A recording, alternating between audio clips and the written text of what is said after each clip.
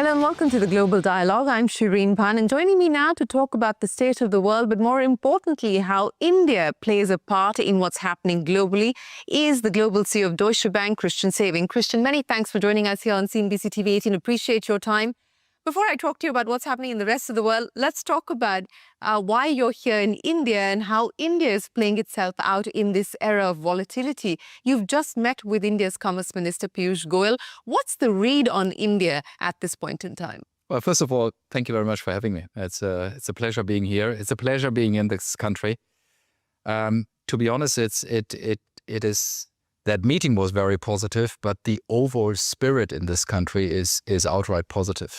I've been here now for 3 days, and I have to say I'm amazed by the steam, by the drive, by the passion, it's an economy which is obviously outright growing. It's actually with whomever you talk, the story is growth.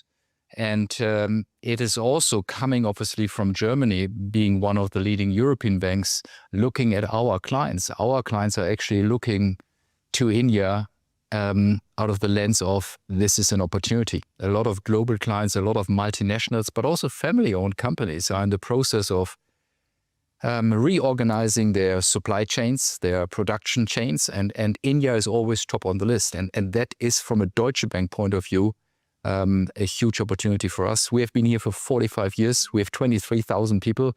We are growing immensely. We just put $800 million of capital into India. So we want to grow and our clients want to grow. So it's a very positive story. So I'm excited. Well, let me build on that excitement that you just gave us a snapshot into. When you talk to your clients and you say that they're looking at opportunities in India, what are the opportunities specifically that they've been able to identify and that they want to zero in on? The nice thing is it varies. Look, first of all, it's a market with 1.4 billion people. Number two, it's a market with such young demographic. You can see in which direction it goes. So simply from a market's point of view, it's an opportunity, in particular for a lot of European and German export-oriented companies. And there is lots to grow in this regard.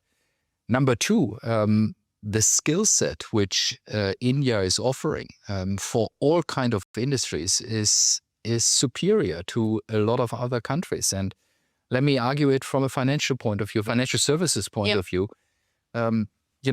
We have overall 90,000 people in Deutsche Bank, 23,000 are in India. Now, approximately 19,000 people are actually in our innovation, risk management, finance, operations teams. They are, so to say, the backbone of Deutsche Bank as a group. And the technology, innovation, and skills we get are core for the overall bank. And therefore, a lot of other corporates are also looking at India not only as a huge market, but also as a source of innovation, technology. And hence, it's actually your strength that it's very much broad-based. And therefore, I'm very positive on the development. It's interesting that you brought up, the talent aspect. And I think the Global Capability Center story is a story that's firing on all cylinders at this point in time. But the point that you made about almost outsourcing risk management to India, and I think that's not something that is often appreciated or even reflected upon enough, and that's going well for you. Well, look, risk management is obviously core to a bank, and most of you know that my career started in risk management. I was actually one of the people in Deutsche Bank who set up the rating center here in Mumbai, actually 20 years ago, or over 20 years ago. But we are not fully outsourcing. I think most important also for a bank is that we are diversified, that we are well distributed. But one of the very critical analyses is coming out of India. Based on that, decisions are taken. But with the development we see here, more and more tasks can actually done here and automated here.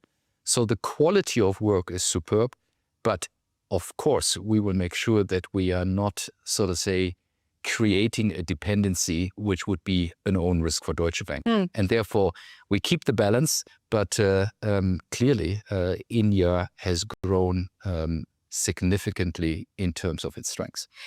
Back to one of the opportunities that you spoke of, when you talk to your clients, are they looking at making strategic investments in India? Are they looking at M&A?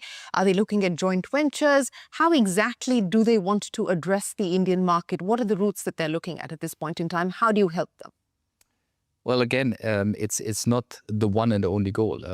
Yes, there is, I think, over the next 3 to 5 years, there is big M&A activity. By the way, not only from Germany into India, but also from Indian companies into Europe, because also India wants to diversify. India wants to grow in the international market.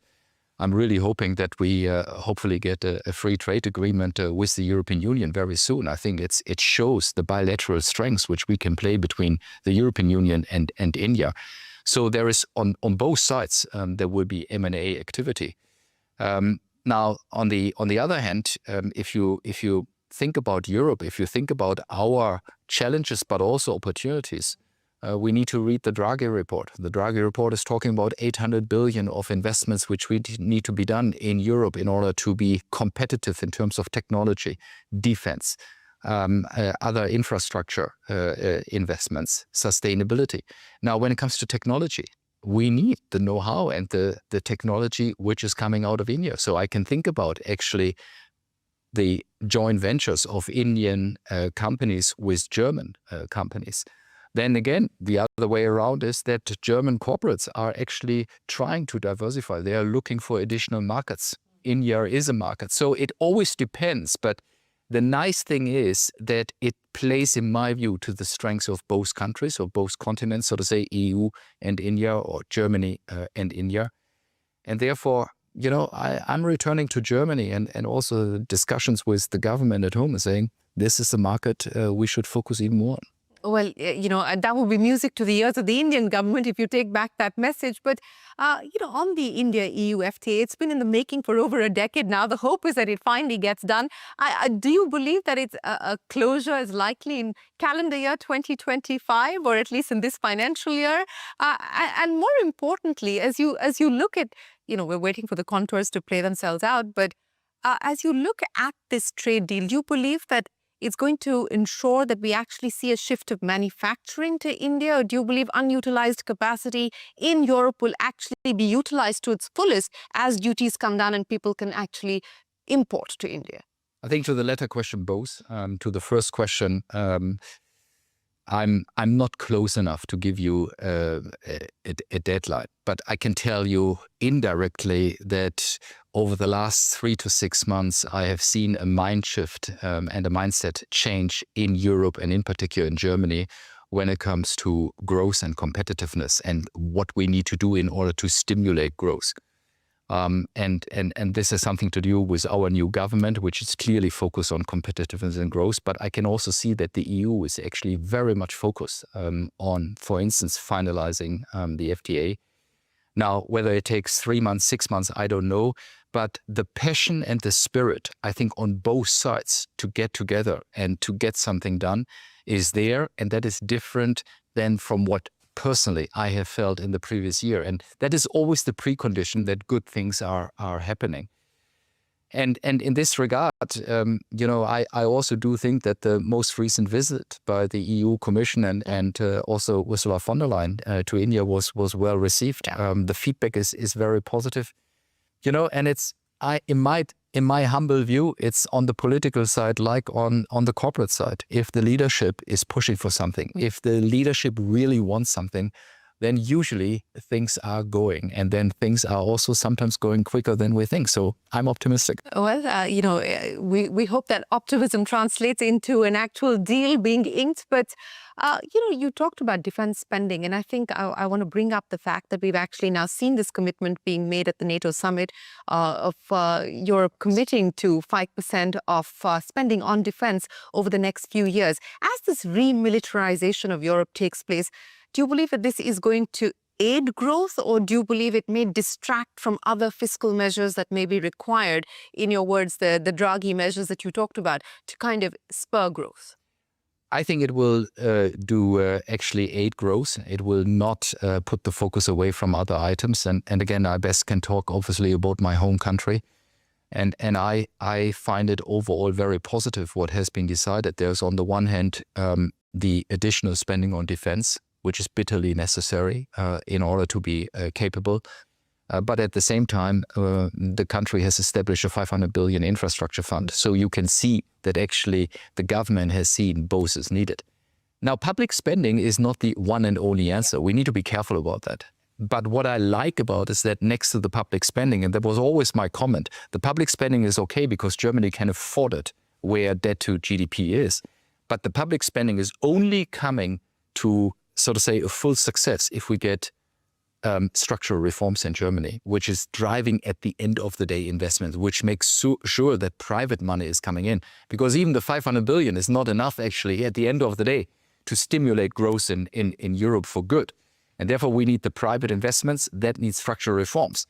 And I do think that this two together and the actions we can see in Germany in particular, and Germany is usually the engine for Europe, will help that on the defense side, it will add growth and obviously also for other items. Now, last point, I think we need to learn from other countries. If you look at the US, for instance, a lot of people always said, well, defense spending of, I don't know, in the past 3.5%, 4%. Yeah. Well, if you really go into the details, the defense spending actually fired the technology spending. And a lot of technology, a lot of innovation came out of the defense spending. I'm always leaning to a statement that is that part of Silicon Valley is actually a result of defense spending. And if we do it right in Europe and in Germany, and we use the defense spending not only, so to say, for tanks, but also for innovation and technology, we can actually create growth, which is far beyond the initial defense spending. And that is driving the economy. And I do think this is more and more what people think. So also there, we have an opportunity. Yes. Oh, it's unusual in a conversation these days that we go for about 10 minutes and not talk about the US. And finally, we are talking about the US. So let's address what's happening in America at this point in time. And let me ask you that in the context of the 3 Rs: rates, the possibility of a recession, and key risks associated with the Trump tariffs. What's the pulse on each of those? Well, let me start a little bit different. I first of all think that you should never underestimate the resilience of the U.S. economy. The investments and the flexibility of that economy, the innovation part, is something which really brings resilience in its own. And therefore, look, at the end of the day, one cannot exclude a recession, but the US has always shown that it is more resilient than forecasts have been. And therefore, I think there is a good chance that there is no recession in the US. One cannot exclude it. But the underlying data from the US remains pretty strong. On the rate side, look, I do believe that the Fed has a clear picture. They're very much data-driven. We as Deutsche Bank do believe that there is actually at least one decrease in interest rates this year, potentially more next year. But obviously, inflation needs to be watched. And therefore, I, at the end of the day, do think, yes, a gradual reduction, but not something over the summer, rather to the end of the year, in order to keep inflation under control. And my personal view is that is actually also quite right, because at the end of the day, inflation is the biggest poison for an economy. I talked about rates and recessions, risks, which look. There is a risk, obviously, not only of a recession. There is a risk that the volatility of decisions can have a more global impact. There is a risk, obviously, of further global geopolitical tensions. But there is clearly the risk, if the tariff discussion is escalating, that then we have a global downturn, and we notice it not only in the US, but also in other countries. And therefore, I think the biggest mitigation and the best mitigation is that we come to conclusion on the tariff agreements. And to be honest, one needs to actually see it from both sides, because also Europe actually, I think, did it well that it didn't escalate it in April, because there are also certain items where Europe, in my view, needs to step up and do things differently. If this is getting done in a, so to say, calm way, I do believe that we can avoid a recession. And then I also do believe that we will see rates coming down. And therefore, the months of July and August is quite important, actually.